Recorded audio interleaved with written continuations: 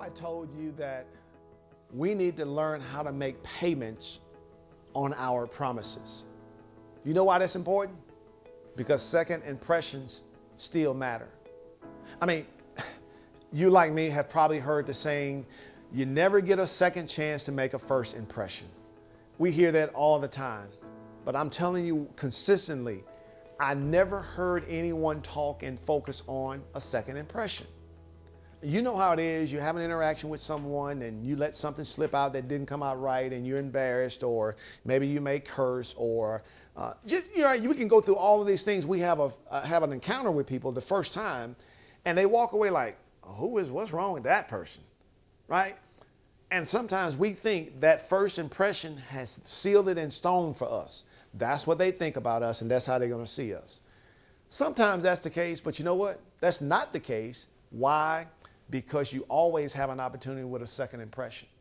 If you've been listening and following some of my videos, I have been talking about Ruth, and I've been talking about Boaz, and I've been talking about Naomi. And I have been talking about how Naomi mentored, coached Ruth to prepare for her second impression with Boaz. And that second impression was because she knew Boaz was related to her, and Boaz was a rich man, and Boaz was going to be working at the threshing floor that night. And of course, Naomi told her, hey, he's going to be working down there tonight. I'm going to give you some fellow instructions. Here's instructions. Go and clean yourself up. Go and anoint yourself with your best perfume. Go and put that clothes on. Put your best clothes on. Now listen, go down there. Now when you get there, don't reveal yourself as soon as you get there, right? Don't be loud. Don't be all of this. Because some folks, you give them instruction, they'll go loud, making noise. I'm like, yeah, I'm up in here. I'm up in here. She told her, don't do all of that. Don't reveal yourself until it's time. Now, when you get there, lay at his feet. And she told her to do all these things. Now, when he wakes up and have a conversation with you, then you'll know what to do, because he's going to tell you what you need to do based on how he's acting. Okay? But I want to focus on Boaz, because Boaz makes a promise to Ruth after he had this second encounter with her. Because why? Boaz first meets her in the field. She's working in the field. She's probably dirty, right? And he didn't recognize her, but he had heard about this woman. But now he has an opportunity to meet her. But now he's having a second encounter with her. And that's why we can learn from this, because we get stuck. Don't get stuck so much on your first encounter with people. You can improve things with a second encounter. So I'm going to read from Ruth, the 3rd chapter, 7th through the 18th verse. So there's going to be a lot of scriptures, but I want to make sure that you get a summary of what happened. So it says, when Boaz had eaten and drunk, and his heart was merry, he went to lie down at the end of the heap of corn. And she came softly, uncovered his feet, and laid down. And it came to pass at midnight that the man was afraid and turned himself, and behold, a woman lay at his feet. And he said, he was shocked. He's like, who is this? He said, who art thou? And Ruth says, I am Ruth, thy handmaid. Spread therefore thy skirt over thy handmaid, for thou art near a kinsman. She's telling him, listen, I'm Ruth. I'm one of the ladies who works in your field. I'm not here to threaten you. In so many words, I'm here because I am near a kinsman. Now, in the back in those days, a kinsman was a family member who was related to the family who was deceased. Remember, Ruth had lost her husband. Ruth had lost her father-in-law. Ruth had lost her brother-in-law, right? Naomi lost her husband, her son, right? All of these things. So now you just got two women living together. And Ruth has been working and providing. And during those times, the man was the provider. Okay? So she's telling him so many words. I'm not here to threaten you. I'm near kinsman. That's why I'm here, right? And then Boaz says, blessed be thou, in the 10th verse, blessed be thou of the Lord, my daughter, for thou hast showed more kindness in the latter end than at the beginning, inasmuch as thou followest this not young men, whether rich or poor. Boaz is saying in so many words, wow, bless you, child. Bless you, my daughter, because you, as beautiful as you are, he didn't say this, but I'm saying this. I'm saying he said this. In so many words, he's saying, you could have went after any man, rich or poor, young or old, whatever, but you came after me. Bless you, my child. And then he says, and now, my daughter, in the 11th verse, fear not. I will do to thee all that requires, for all the city of my people doeth know that thou art a virtuous woman. Boaz is saying in so many words, everybody know about you. And since you here, you're looking for someone to cover you, someone to take care of you. Listen, everybody, listen, you deserve that, okay? And then he says, this is where the promises come into play in the 12th verse. He says, and now it is true that I am near a kinsman. Howbeit there is a kinsman nearer than I. Boaz is saying, you know what? You're near me, but there's someone closer to you than me who has first rights to you. Okay, so Boaz is letting her know. He said, tarry this night, and it shall be in the morning, that if he will perform unto thee the part of a kinsman, well, let him do the kinsman's part. But if he will not do the part of a kinsman to thee, then will I do the part of a kinsman to thee as the Lord liveth. Lie down until the morning. He's telling her, listen, you go ahead and rest. Don't work tonight. Boaz is saying, tomorrow, I'm going to let him do the part of a kinsman. But he says, but if he don't, then I'll do the part of a kinsman. So he tells her to go ahead and lay down to the end of the night. 14th verse. And she lay at the feet until the morning, and she rose up before one could know one another. And he said, let it not be known that a woman came to the floor. 15th verse. Also he said, now this is where we're talking about making promises. I love this. He said, bring the veil that thou hast upon thee and hold it. And when she held it, he measured 6 measures of barley and laid it on her, and she went into the city.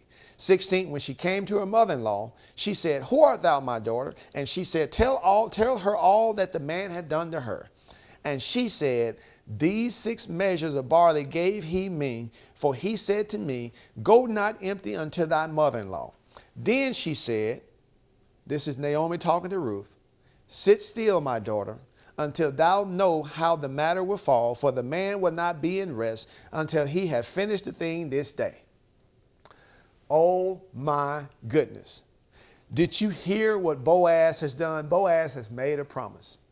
And the title of this video is talking about making a payment on your promise. You see, Boaz makes Ruth a promise. He tells Ruth, listen, yes, you are near kinsman. But however now, he said, howbeit though, there is a kinsman nearer than I. There is someone who has first claim before I do. Now, if you read the story, the next day in the next chapter, Boaz has his conversation with the publican, and he goes through this process. But right now, Boaz is trying to let Ruth know, hey, I just made a promise to you. Because he said in so many words, he says, the one that is nearer than I, he has the authority to claim you. And Boaz says, but if he doesn't, I will.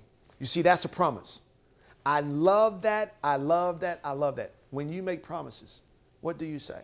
Do you say I will? Or do you say I might? Or do you say I'll try? You see, he didn't say I'll try. He said I will. And not only that, he tells her to lay down into the morning. And then the next morning he tells her, he said, bring the veil that thou hast upon thee. You see, Ruth had a veil on her. You know, it's amazing things when you see weddings and people have a veil on them and it looks so good. But I love this in the story. Her veil was used to take something back. He says, hold it. And when she held it, Boaz, measured 6 measures of barley and laid it on her, and she went into the city. You see, Boaz told her in so many words, listen, I'm going to take care of you. I'm going to let you know I'm going to take care of you. But rather than me saying I'm going to do it tomorrow, I'm going to do it next week, I'm going to make a payment today. What promises have you made to people? Just think about that. What promises have you made? Now, as you think about what promises have you made any payments on those promises? That's what I get from this.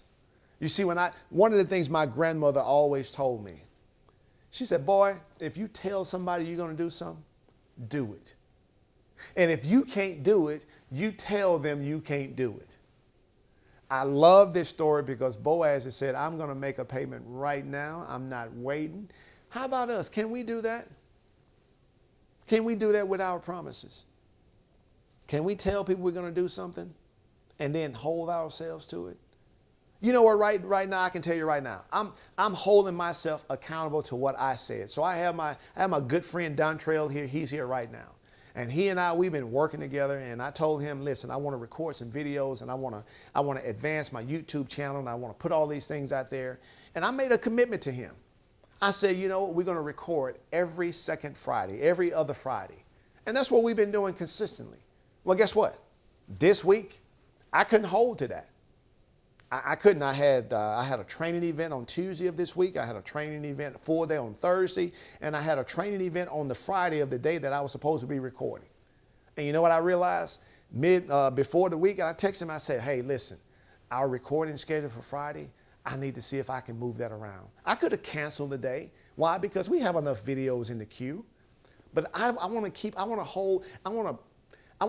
my promise. I want to make payments on my promise. So guess what we decided to do? Today is not Friday, we're recording. We're recording on a Saturday morning / afternoon. So this is a payment on my promise. And not only that, I'm working with someone who is willing to make a payment on the promise with me. That's important. So when you say you're going to do something, and guess what? Things are going to happen in life. Yes, you may plan to do certain things every Friday, but what's going to happen if something comes up and you can't do it that Friday? Are you going to say, well, since I can't do it Friday, I'm not going to do it at all? No, move it around to still make payments on that promise. It doesn't have to be on the same day, but just make sure that you're consistently holding yourself accountable. And that's what Boaz did in this moment. He didn't tell Ruth that, you know what, I'm going to send you all from here and I'm planning to take care of you. I'm going to take care of this tomorrow. And if he doesn't do it, I'm going to do it. And he just sent her away empty-handed. He wanted to reassure her that I'm going to do all that I can do to hold this promise that I just gave you. You know why? Because I know you're a virtuous woman. And I've heard everything that I've heard about you. It is true. Matter of fact, I saw you working in that field, and I didn't recognize that it was you, but you know it was you, and you were working hard. And you were beautiful even when you were working. And that's why I told all my men, don't mess with her. Protect her. Make sure she's drinking what y'all are drinking. And look, just take care of her. That's why. And that was the first impression that he really had of her, even though he had heard of her. But now all of a sudden he has a second encounter with her. It's a second impression with her. And he is in the threshing floor working. And now he's eating and he's drunk and he's happy and he goes to sleep. And all of a sudden he wakes up and this woman is at his feet. And he's like, who are you? Why are you here? I can see him right now. I can see Boaz waking up and going through this process. Who are you? Why are you here? What have you been doing? You know, what are your intentions? All of that. And then her presence and how she positions herself and how she presents herself and with her tone of voice. And she explains who she is and why she's there, right? And she put him at ease. And Boaz goes through this whole process. And Boaz is like, you know what? I need to make you a promise. You are correct. You are near a kinsman. And you know what? And see, sometimes this is, oh my goodness, thank you, Lord. But if you think about it, Boaz could have gotten so excited and say, yeah, I'm going to do it right now. Let's go make it happen right now. He could have done that. But Boaz kept things in perspective. He said, even though, yes, you are near kinsman, he had to think for a minute, but you know what? There's someone closer than I. So I don't have the right now. I don't have the rights right now to redeem you. However, if he doesn't, I will. And as a matter of fact, I'm making that promise to you, but I'm not just going to make a promise. I'm going to make a payment on my promise. I'm not going to send you away empty-handed. And you know what he did? And Boaz knew, and Naomi knew, because when Ruth came back, Naomi, I love what Naomi told her, she said, Naomi tells Ruth, she says, sit still, my daughter, until thou know how the matter will fall. And this is the magic words that she's telling Ruth. She's telling Ruth, she said, Ruth, you did all that I told you to do. And I'm telling you, if you just hang on just a little while longer. She's saying in so many words because Boaz, he's not going to be able to rest.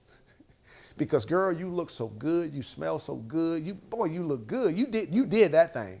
That's what she said in so many words. She said, he's not going to be able to rest. And I'm telling you, when you find, oh my goodness, this is a fantastic love story. See, I think about my love story with my wife. You see, I was working in a store called Structure in the mall. And my wife and her friend was walking. She was not my wife at the time, but she was walking through the mall. And I was in the store folding clothes. And I looked at my wife as she was walking through, and I said, that's going to be my wife. Because I saw something in her. And I tell you, she came back and came into the store, and we had an opportunity to have a conversation. And you know, we got married. And I'm telling you, that's what Boaz was like, oh no, I got to make sure this happened. And Naomi tells her, she said, for the man will not be in rest until he have finished the thing this day. She was putting Ruth at ease. You see, when you make a payment on your promise, you're going to put people at ease. So listen, I want to encourage you today. I want to challenge you, but I also want to encourage you. If you've been going around making promises, let me challenge you. Don't do that. Don't make promises only on the ones that you want to make a payment on. And I'm telling you, when we make a payment on our promises, our second impressions, they're going to matter. And they're not just going to matter, but they're going to go and make a difference. You see, we can go around and we can mess up our first impressions. But when we start making payments on our promises, those second impressions will wipe away those first impressions. And that's what I want for you today. I know we all have messed some things up first time meeting people, but don't worry about that. Let's go around now making payments on our promises. So listen, may this video be an encouragement for you. May it encourage you to look at yourself and see how you're interacting with people, and to see how you're aligning with authority in your life, and to see how things are just making a difference in your life. You know why? Because you're making a difference in other people's lives. Don't take that for granted. So listen, I hope these videos have been an encouragement for you. Like them, comment on them, share them with people who need this. And more importantly, I look forward, subscribe to the page so you can see what we have coming. Listen, we have videos going up every Tuesday and Thursday at 7 a.m. I'm excited about doing this because it's helping. I love helping people, and this is the work that we do. So we look forward to seeing you on the next episode. Have a great day.